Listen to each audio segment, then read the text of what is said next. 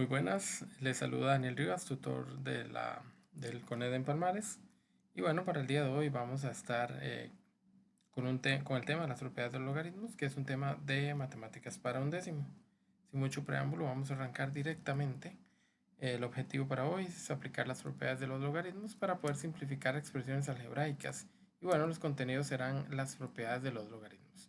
Vamos a iniciar antes de entrar con las propiedades de los logaritmos. Señalaremos un poquito los nombres para que recordemos y no nos cueste ubicarnos.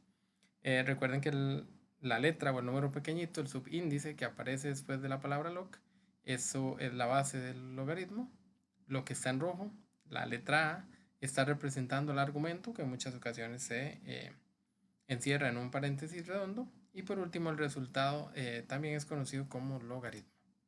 Bien, vamos a ver algunas de las propiedades de los logaritmos. Iniciaremos con la propiedad número 1, la cual tiene que ver con la consecución de un logaritmo, o la conversión de un logaritmo más bien a una función exponencial. Bien, para llegar a ese punto, pues básicamente lo que haremos será tomar al ejercicio de ejemplo. Tenemos al logaritmo base 3 de 9 igual a 2. El 3 es la base, el 9 es el argumento, el 2 es la respuesta. Según lo que dice la propiedad, la base debe elevarse a la respuesta y su resultado será el argumento. Es decir, si yo elevo 3 a la 2, esto me tiene que dar 9. Básicamente 3 a la 2 es 9 y aquí se comprueba que la propiedad se cumple. Siempre que tenga que averiguar alguno de estos valores, puedo utilizar la propiedad de los logaritmos. Recuerden que estas propiedades usualmente las empleamos para resolver o facilitar un poquito las ecuaciones logarítmicas. Bien, vamos a entrar a la propiedad número 2, que de hecho va de la mano con la número 3. La propiedad número 2 me dice qué hacer cuando tengo una resta de logaritmos. Es importante ver que estos logaritmos de los que estamos hablando son logaritmos que tienen la misma base. De este modo vamos a trabajar entonces a la segunda expresión o a la segunda propiedad, ¿verdad? Esa segunda propiedad, como lo acabamos de mencionar, es la resta de dos logaritmos. Cuando tengo resta de dos logaritmos, eso termina convirtiéndose básicamente en una división de argumentos. Para que nos quede clarito lo que tenemos que hacer, simplemente vamos a tomar al ejercicio de ejemplo y vamos a decir que si tenemos logaritmo de la misma base y hay entre ellos una resta, pues básicamente los podemos unir, podemos formar un mismo logaritmo, un único logaritmo, manteniendo la base y tomando los argumentos y haciendo una división. El argumento que sale del logaritmo, que está en positivo, ese argumento va para arriba. Mientras que el argumento que sale del logaritmo que está en negativo, ese argumento termina abajo.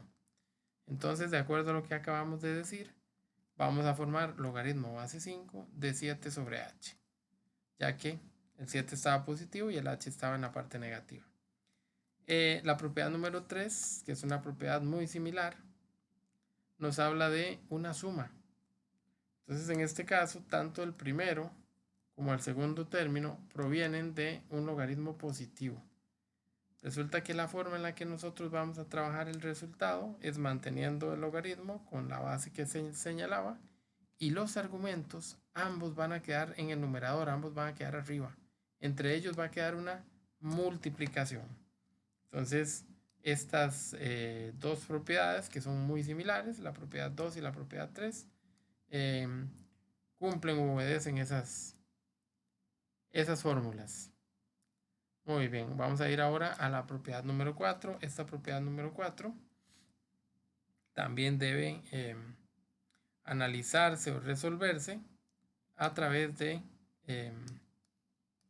la explicación o la consecución de un ejemplo. Esa propiedad número 4 tiene mucha similitud con la propiedad número 5, así que vamos a aprovechar para también repasar la propiedad número 5 a la vez.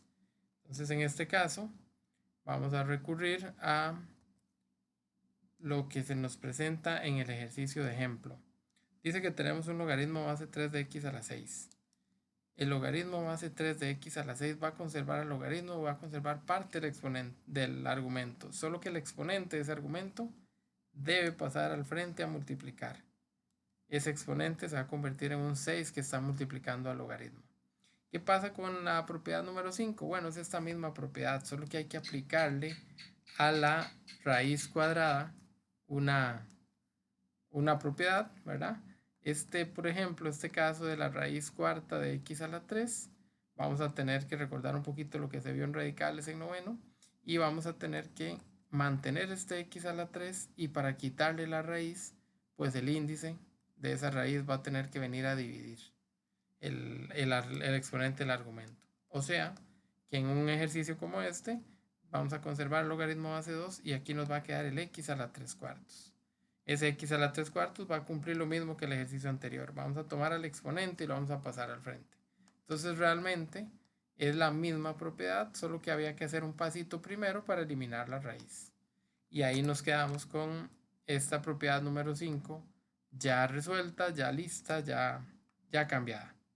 Ahora vamos a ir a la siguiente propiedad. La siguiente propiedad sería la propiedad número 6. Esta propiedad número 6, que es la propiedad del cambio de base, está explicada directamente en el ejercicio como tal. Así que vamos a ir directo para allá a ver ese ejercicio. Acá tenemos, por ejemplo, un logaritmo base 2 de 7. Por alguna razón tenemos una necesidad y necesitamos que ese logaritmo fuera un logaritmo de base 5. Como el logaritmo de base 5 no calza porque realmente no existe, vamos a hacer un cambio de base. El cambio de base va a consistir en reconocer a la b y a la a, a la base y al argumento y aplicar el nuevo logaritmo. Como necesito un logaritmo de base 5, voy a conservar el logaritmo de base 5. Y voy a hacer una fracción donde voy a poner como argumento en el numerador al valor del argumento original del 7. Y como argumento del logaritmo del denominador a la base, en este caso al 2. Entonces básicamente el 2, que era la base, termina siendo el argumento de abajo. Y el 7, que era el argumento, termina de argumento también, pero arriba. Y en ambas expresiones quedo con la nueva base, la que yo necesite.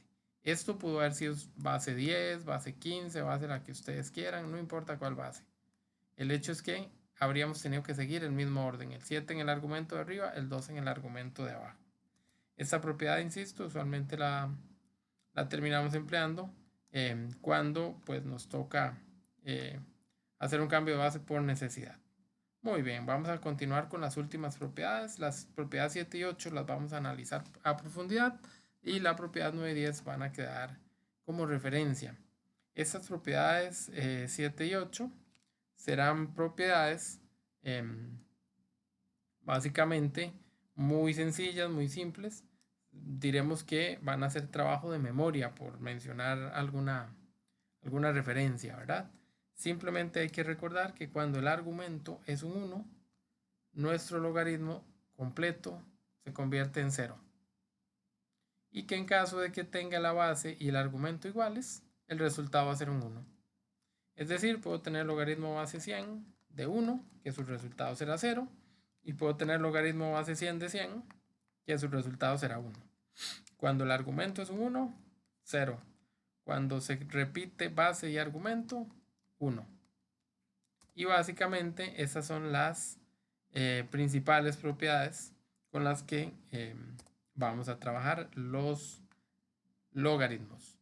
De esta manera agradezco la atención y me despido atentamente. Esperamos encontrarnos en una próxima entrega y como siempre un saludo y la cordialidad.